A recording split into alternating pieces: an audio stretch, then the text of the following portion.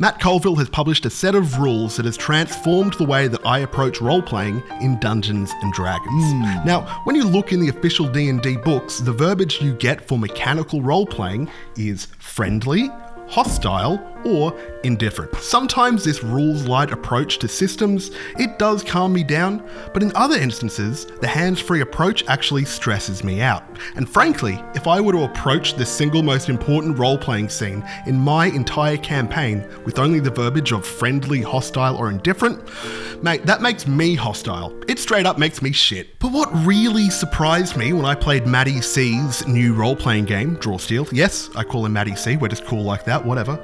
What really surprised me is that they had the same words, friendly, hostile, and neutral. But in this case, they had numbers attached to it, right?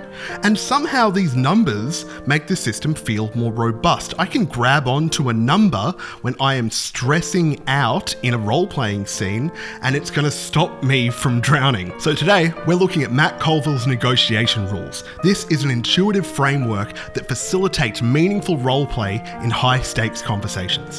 And if you're the kind of person that finds these kind of conversations tricky, stressful, mate, just check this out.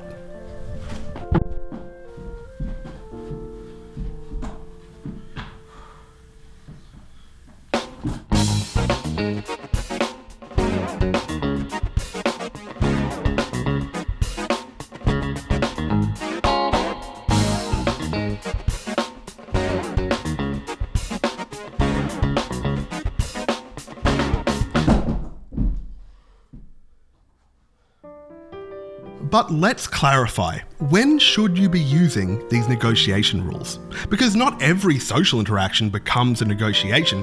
Instead, these rules are only for high-stakes conversations where the players have a plausible request that they're asking an NPC, and that NPC has some interest in negotiating with the players, and that NPC has some reason not to immediately just jump on board and go along with whatever the players are proposing. But don't worry, we are not replacing standard role-playing. If your players just want to interrogate a goblin to find out where their lair is, that is your standard intimidation check. If they want to flirt with a wizard to try and get a better price on the scroll of subscribe YouTuber, that's your standard persuasion check. The biggest green flag you'll ever get that you are entering an appropriate negotiation scene is when the players are approaching an NPC with a plausible request. In fact, you should make the players write that request down. Princess, we believe your advisor is secretly a villain. Please arrest them. Luke, the five of us are all your father. Join the dark side. Honey, I swear, D&D, it's not nerdy, it's really fun. Just give it a go, play a one-shot with us, you'll love it. But you'll notice I am hammering on that word plausible. It has to be a plausible request. The players can't convince an NPC to act out of character. In fact, here's a paragraph from the PDF which really convinced me to use these rules. Negotiation is not a process that changes an NPC's character. Rather, the heroes are trying to make an NPC understand how behaving differently would actually be in character. That's so cool. During a negotiation, the NPC starts with two stats. That's interest and patience. This is your first job. You need to set the starting value of these two stats. The NPC's interest is a measure of how willing they are to go along with the party and grant their request. This ranges from a value between 0 and 5, and it's going to go up and down throughout the negotiation. If the value ever reaches 5, then the negotiation ends, because at that point, the NPC 100% agrees with the players and is willing to grant their request. Patience is a little bit different. This is a measure of how willing the NPC is to actually have this conversation. And this number only goes down as the conversation goes on. If it ever reaches 0, then the conversation immediately ends and the NPC makes their final offer to the party. And that offer is determined by what level their interest is at that very moment. So when you're doing that first job of deciding what the starting value of this NPC's patience and interest should be, you need to consider the circumstances that the party is walking into. What is the attitude of this NPC? Check out this table. Here's those words again: friendly, neutral, hostile. But these numbers are helpful. You'll see as the NPC trusts the party more, the numbers are higher, and that's good. Now it's time to have a think about how this negotiation will end. What will be the outcome? What is the offer this NPC will make? Well, there are 6 possible options, and each option is tethered to a different level of interest in the NPC. It ranges from 0 to 5. So from lowest interest level to highest, we have no and something bad, no, no but something good, then yes but something bad, then yes, and then yes and something good. Now, here you want to be referring back to the player's original request to make sure you're really taking it into account. You did write it down, didn't you? Didn't you? I hope so. Now this part really comes down to personal preference, because some of you will be comfortable just improvising the final result using this table, but some of you will want to prep it. You'll want to anticipate what the player's request is going to be, and then you might want to jot down some notes for each of these options. As an example, let's take a look at that request we talked about earlier. Hey princess, we think your advisor is a villain, please arrest them. Here's what I would write for that situation. At 0 interest, it's no, your challenge to my advisor's loyalty has only deepened my trust in them. And get out of my underwater castle. I don't care if you have to swim or teleport, but if you're not gone in 4 seconds, I'm going to start swinging. At 1 interest, it's just no, I'm not going to do that. At 2 interest, it's no, I'm not going to do that. But if you're so insistent on meddling in my affairs, I would appreciate it if you could try and locate my missing father. Here's a clue. At 3 interest, it's yes, okay, I'll look into what my advisor has been up to, but it is too much to ask me to arrest them. Instead, I will just suspend them from royal duties. At 4 interest, the princess says, yep, sure, okay, we will confine my advisor to quarters while an investigation is underway. And at 5 interest, the players get the best result, which is yes and. Yes, I will lock up this traitorous advisor while we investigate and have this reward. You can roll once on the very rare armaments table from the new Dungeon Master's Guide.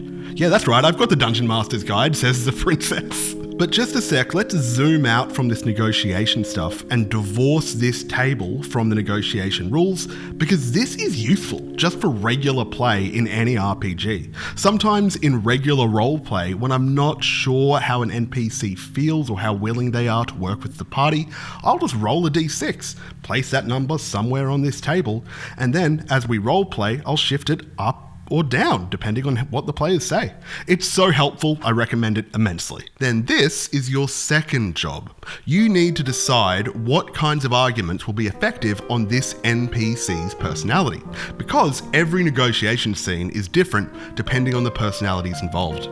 Matt Colville mechanizes an NPC's personality during a negotiation through traits called motivations and pitfalls. In my experience, the sweet spot is to have 3 motivations and 2 pitfalls. A motivation is a core belief the NPC has, so if the party appeals to that belief, they can expect better results. A pitfall, however, is the opposite. It is a value that the NPC would be insulted to have attributed to them. Matt Colville's game Draw Steel gives us 12 personality traits to choose from, but if you feel like these words don't encompass your NPC's personality, you can totally make up your own motivations and pitfalls, but we're going to go through these 12 today, and I will give you an example of characters in popular media that hold these values as either a motivation or a pitfall. I'm going to sit down. Does your NPC believe in sharing what they have with others, or do they see benevolence as a sign of weakness? Ted Lasso would have benevolence as a motivation because he cares about the personal development of his players more than the team winning. Then Scrooge would have benevolence as a pitfall because he despises charity. Is your NPC interested in discovering new lore or ancient artifacts or forgotten places? Or is your character afraid of the unknown with no interest in discovery? Willow Rosenberg from Buffy the Vampire Slayer would hold discovery as a motivation because she's interested in unlocking new arcane secrets. However, the typical bubble boy archetype would have discovery as a pitfall because literally new things in the outside world can harm them. Does your NPC want no authority above them and desire no authority on those below them? Or do they see a world without authority as one rife with turmoil and chaos? Jack Sparrow would be someone who values freedom. This would be his motivation. He just wants to sail the open seas and be a pirate. However, Dolores Umbridge, if you tried to appeal to her sense of freedom, well, she believes that children need strict rules and authority over them, so that wouldn't be effective. That's her pitfall. Does your NPC desire wealth and resources above all others? Or are they motivated by something deeper than material wealth, so that if you tried to cheapen them by buying their participation, they would be insulted? C. Montgomery Burns from The Simpsons, he has the greed motivation. $1 for eternal happiness. I think I'd be happier with the dollar. However, the dude from The Big Lebowski, he does not have the greed motivation. He has a greed pitfall. He just wants to get his rug paid for. He doesn't want anything else. Is your NPC staunchly loyal to a person or authority they see as being higher than themselves, or do they scoff at the idea of serving another? Duncan Idaho from Dune, he is fiercely loyal to the Atreides. This is his motivation, higher authority. However, Dr. House, he is cynical, atheistic, he mocks faith, and he is dismissive of hospital protocols. He has the higher authority pitfall. Does your NPC want to see the righteous rewarded and the wicked punished, or do they not see the world as an inherently just place? Eddard Stark from Game of Thrones has the justice motivation. He's obsessed with honour, he's obsessed with fairness, even to his own detriment. However, with the justice pitfall is Cersei Lannister, who probably thinks Eddard Stark is very naive. Does your NPC desire fame while they're alive and acclaim that lasts long after they've died, or do they see that kind of vain thinking as a waste of time? With the legacy motivation is Walter White from Breaking Bad. Hey, we're not in the meth business, we're in the empire business. But then, with the legacy pitfall is Rick Sanchez from Rick and Morty. He doesn't care about his reputation, he doesn't care about his legacy, and he thinks that people that do care are losers. Does your NPC just want a quiet life, or are they somebody who wants a life filled with adventure and excitement and chaos? With the peace motivation is pretty much every hobbit in existence, except 5 freaks who just want to live in the Shire and smoke weed or whatever. However, with the peace pitfall is the Joker from The Dark Knight, who thrives in chaos and tries to sow as much chaos as they can. Does your NPC want power over others, or do they hate the idea of ruling over other people, even though they might respect authority above them? With the power motivation is Francis Underwood from House of Cards, who lies, cheats and murders his way to the top. However, with the power pitfall is Yoda from Star Wars. You know, power leads to the dark side. Probably. I don't know. I don't like Star Wars. Does your NPC have land, people, items, or an organization that they want to protect above all others?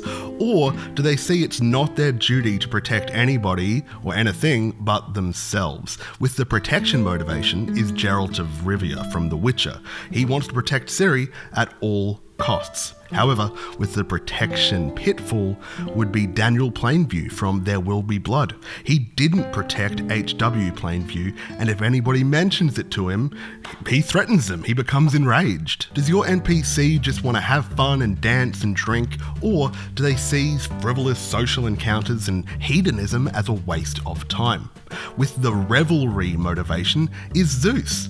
Probably. I don't know. I've seen the pictures, he eats grapes and stuff. Ask Dale. Dale will know. But with the revelry pitfall would be Spock from Star Trek. He sees partying as illogical. Does your NPC have somebody out there they want to see punished? Or do they believe that vengeance solves nothing? With the vengeance motivation is Indigo Montoya from The Princess Bride. You killed my father, prepare to die. However, with the vengeance pitfall would be Aang from The Last Airbender. He does not want to kill anybody. He believes that vengeance solves nothing. At this point, you've done your first job of setting the initial interest and patient values, you've done your second job of deciding the motivations and pitfalls for your NPC, and now it's just one last job. You need to run the negotiation. Thankfully, that's the easiest part because the players do all the heavy lifting. So let's talk about what actions the players can perform during a negotiation.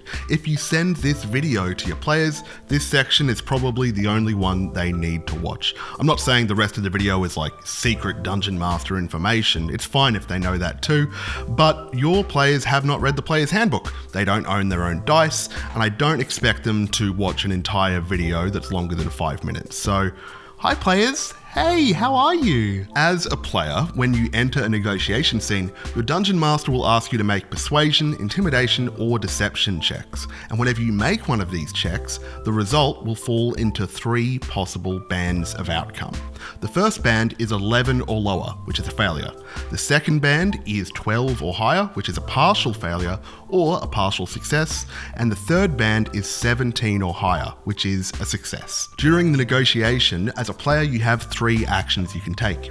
You can try and get a read on the NPC, you can make an argument, or you can accept an offer. And just to make the rest of this explanation a lot easier to follow, I'm going to keep this information about these 2 important stats up on the screen. The first stat is interest, which is how willing the NPC is to grant your request. The second stat is patience, which is how willing they are to keep having this conversation. Both of these range from 0 to 5. When you try to get a read on the NPC, you make an insight check, but if you fail, their interest goes down. If you succeed, you'll learn something about the NPC's motivations or pitfalls. When you make an argument, you're rolling a persuasion check or an intimidation check, though sometimes you're making a deception check instead. What happens is the conversation continues as normal, the party says whatever they say, and then the dungeon master decides what motivations the party is appealing to. They use that information to decide what table the party is rolling on. There are 4 possible choices here. The dungeon master will ask themselves, is the party appealing to a motivation? Or is the party appealing to a pitfall? Or is the party appealing to neither a motivation nor a pitfall?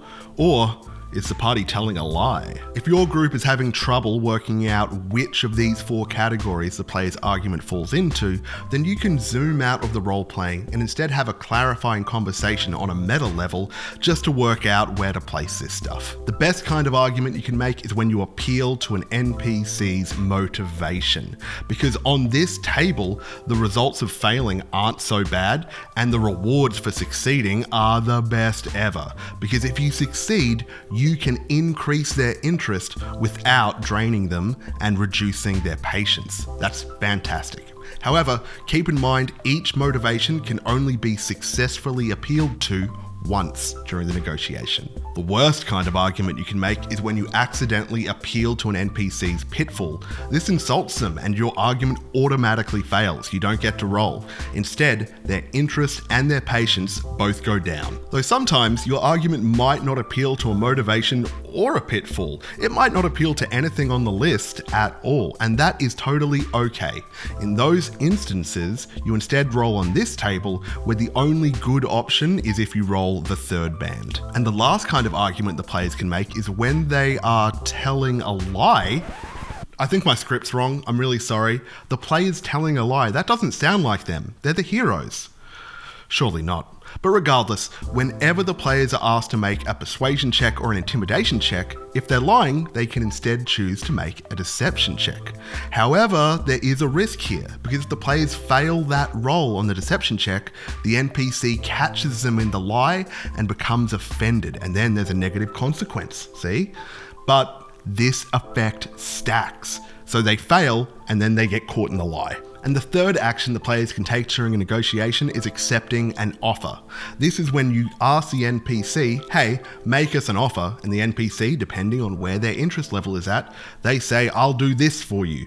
Whatever they offer, that's their final offer, and the players can choose to accept it or deny it. I only just noticed that the batteries in my lights died. That's embarrassing. When did that happen? Hey, what I love about this system is that if you're comfortable enough with it, then you can do it on the fly with zero prep. You do your first job by rolling for random patience and intelligence. You do your second job by rolling for random motivations and pitfalls. And then you do your third job of running the negotiation by handing the players this handout from my Patreon. But you may need a little bit of practice with these negotiation rules before you can comfortably import them into your game. Treat it like combat. How did you first learn the combat rules for Dungeons & Dragons? If you're anything like me, you would have put a grid on your living room table, got out some dinosaur miniatures and some dice, opened up the rulebook and just rolled until it made sense. That's what you should do with these negotiation rules. Download the PDF from drawsteel.com, check out this free tracker on my Patreon, and check the pinned comment for some optional rules that I left out of this video. You may be wondering at what point would I exactly implement these rules into my campaign. Well, I have a session guide out for Storm King Thunder Chapter 10. This is when the players go underwater and negotiate with that princess I talked about earlier. Check out that video right here.